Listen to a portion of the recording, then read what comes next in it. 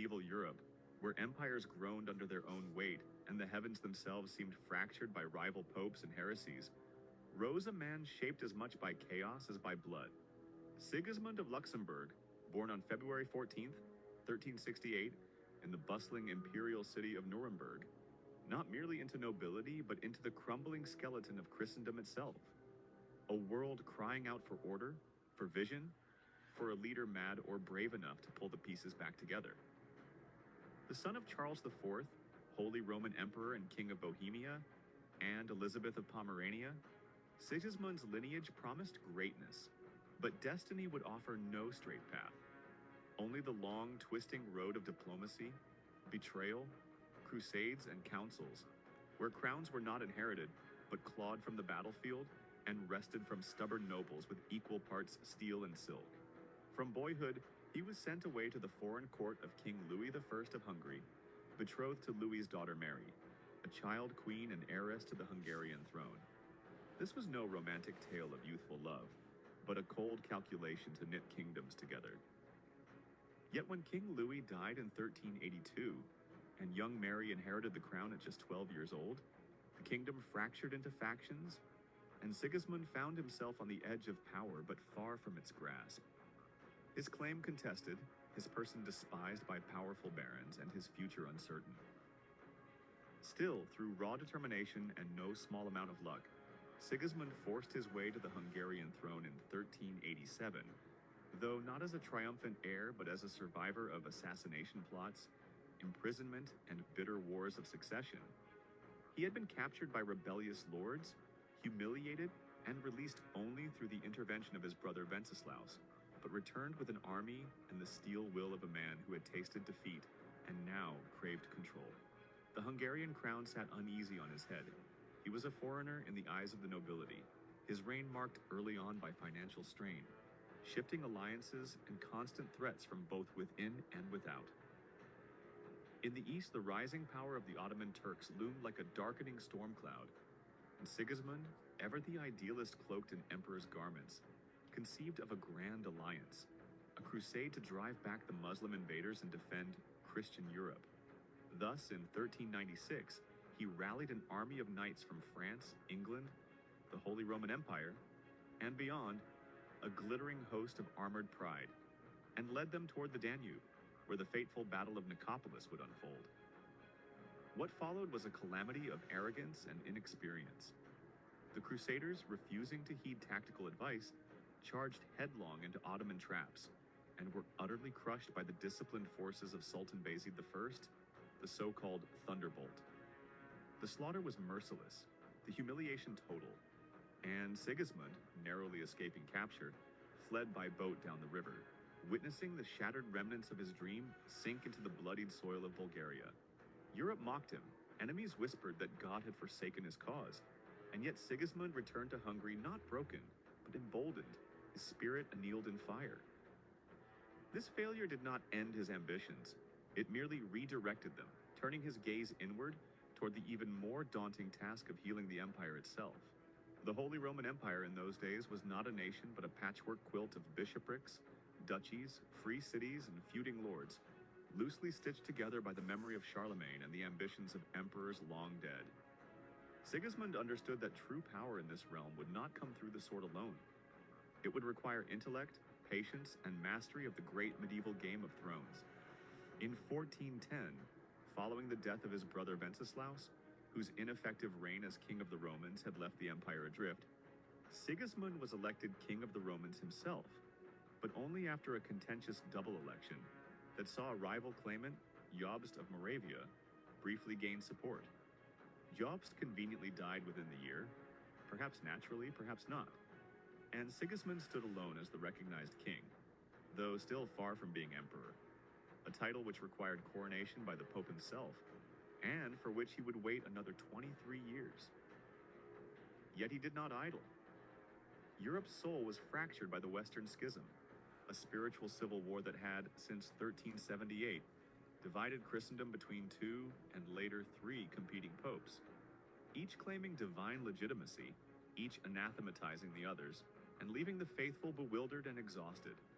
Sigismund, seeing both a moral imperative and a golden political opportunity, took the extraordinary step of summoning the Council of Constance in 1414, a massive ecumenical council meant to end the schism, reunify the church, and reassert imperial oversight of religious affairs.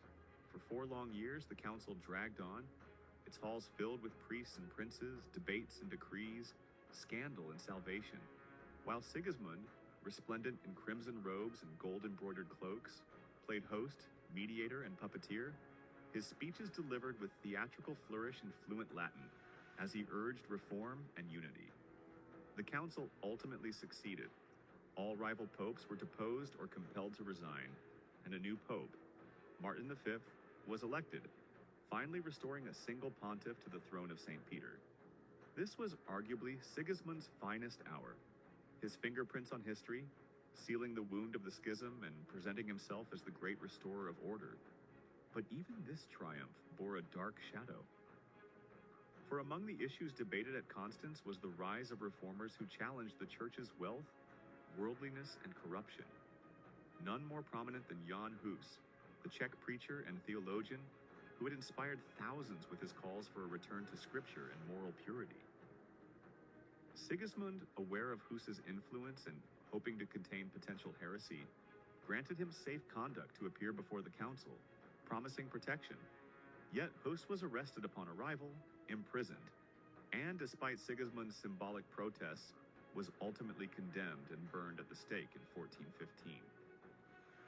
His execution sparked outrage in Bohemia, where Hus was revered as a prophet, and ignited a powder keg that exploded into the Hussite Wars, a series of brutal religious and nationalistic conflicts that raged for over a decade. Sigismund now faced a war not against Turks or rival emperors, but against his own would-be subjects, Bohemian rebels, driven by faith and fury, using war wagons, gunpowder, and revolutionary tactics to defy the might of the empire. Despite multiple crusades, countless campaigns, and staggering losses, Sigismund could not break them, and Bohemia remained unconquered in spirit, if not in name, even after he was reluctantly crowned king there in 1436. As the decades wore on, Sigismund aged not gracefully but fiercely, his red hair gone silver, his stride slowed but never uncertain, his court a strange blend of Gothic tradition and early Renaissance brilliance, filled with alchemists, scholars, and poets. He championed the ideas of imperial reform, proposing new legal codes and administrative systems to streamline the bloated machinery of empire, and sought to standardize currency to stabilize the chaotic economy. But these reforms, like many of his ambitions, were resisted by the entrenched power of local princes, who valued their independence more than any promise of unity. He traveled constantly, more than any emperor before him, crossing from Hungary to Italy, from Germany to Bohemia, not just to rule, but to be seen ruling, to impose through presence what could not always be enforced through policy. His charisma remained potent even in old age.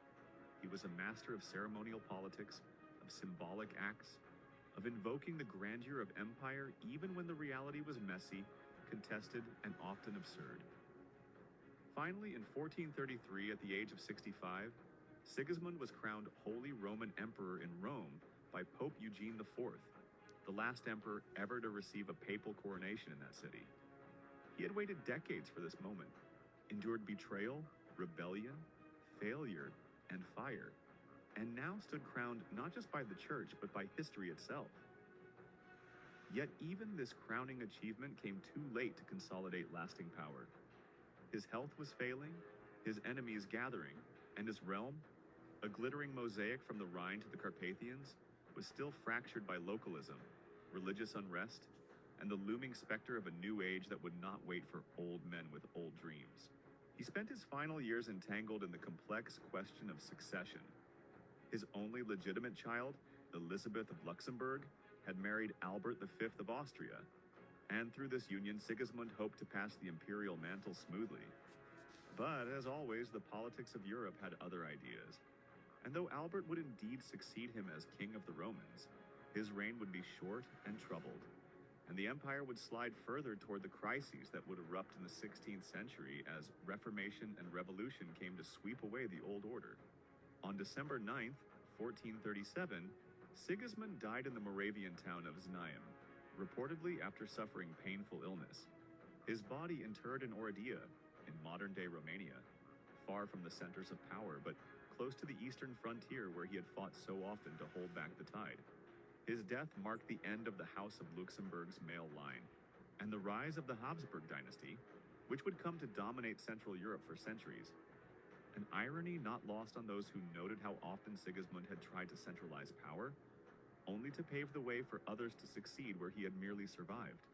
And yet, to dismiss Sigismund as a failure is to misunderstand the age he lived in. He was not a tyrant, nor a saint, nor a simple administrator, but a man caught between eras, wielding the old symbols of Christendom in a world already cracking with the pressures of change. He held together an empire that should have crumbled, guided a church that should have shattered, and endured when almost every other monarch of his time fell to war, poison, or irrelevance. If you enjoyed this dive into the dramatic life of Sigismund, Holy Roman Emperor, don't forget to like, subscribe, and hit the bell for more epic stories from history's hidden corners.